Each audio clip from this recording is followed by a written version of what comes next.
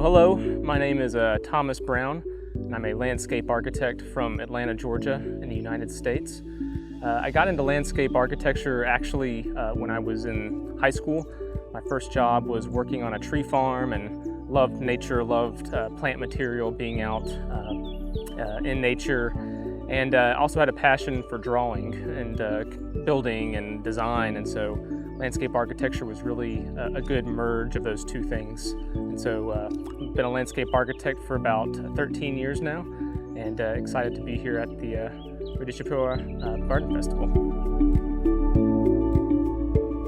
So my garden is called the Womb Garden, and the concept behind it really is that when we talk about the environment, when we talk about landscapes, we often use the terms Mother Earth or Mother Nature.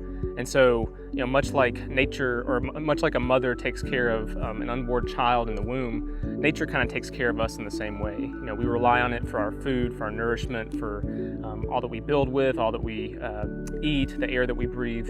And so the design of the garden is actually a little bit different. Instead of passing through or instead of moving quickly through a space, it invites you to kind of come and just kind of reflect in it. And so there's one way in, one way out. And the idea is to kind of stand, appreciate the beauty and appreciate what nature does for us, and just kind of reflect in that space.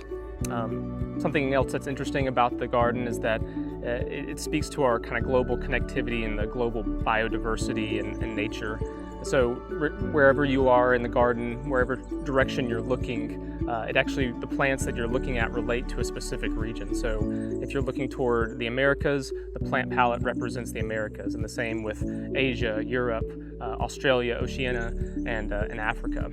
And so, again, the idea is that we're celebrating nature, we're taking a minute to pause and think about what landscapes and what the environment does for us and how we're all really connected globally through that landscape.